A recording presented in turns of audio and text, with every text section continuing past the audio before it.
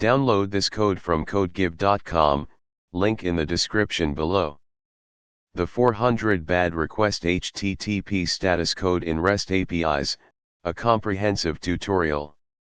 The 400 bad request status code signifies that the server cannot or will not process the request due to something that is perceived to be a client error, though the server could be misconfigured. Unlike a 5xx error, server error, a 400 error indicates the problem lies with the request itself, not the server's ability to handle it. This tutorial delves deep into understanding, diagnosing, and handling 400 bad request errors in REST APIs, providing examples in Python, Flask, and JavaScript, Fetch API. Common causes of 400 bad request errors *. Several factors can trigger a 400 bad request. Understanding these is crucial for effective debugging and prevention. Invalid request syntax *. This is the most prevalent cause. The request structure, example improperly formatted JSON or XML, missing required parameters, incorrect HTTP method, doesn't conform to the API's specifications. Missing required parameters *. The API requires certain data in the request body, post, put, patch, or query parameters, get, and the client hasn't provided them. Invalid request data *. The provided data is of the wrong type, format, or contains values outside the acceptable range, example a string where an integer is expected, a date in the wrong format. Incorrect data length *. The request body might be too large, exceeding the server's configured limits. Conflicting data *. The request data might conflict with existing data on the server, example trying to create a resource with an ID that already exists. Client-side validation failure *. The client application should perform basic validation before sending the request to avoid unnecessary 400 errors. Malformed URL *. The URL itself might be improperly formatted. 2. Diagnosing 400 bad request errors ***. Debugging 400 errors requires careful examination of both the client's request and the server's response. Here's a systematic approach.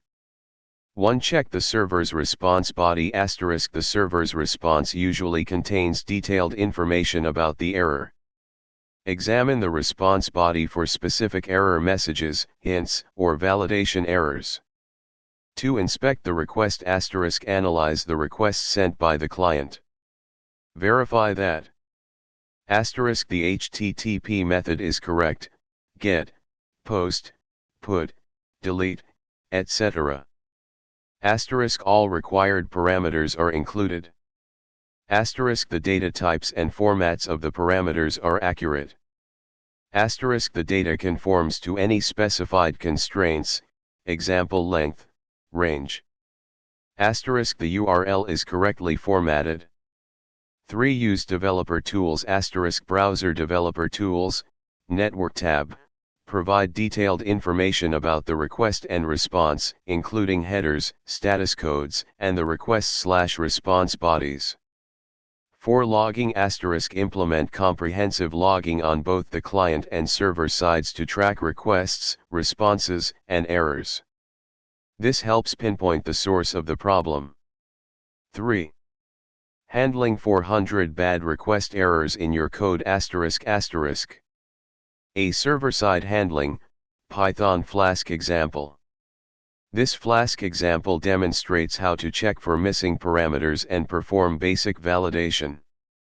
If the validation fails, it returns a 400 bad request with an appropriate error message. Crucially, it provides context, informing the client why the request was bad.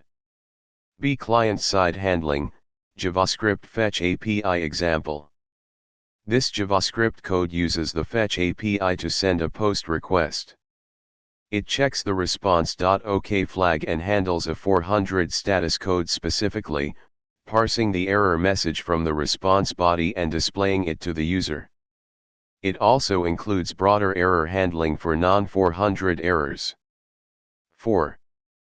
Best practices for preventing 400 bad requests ****.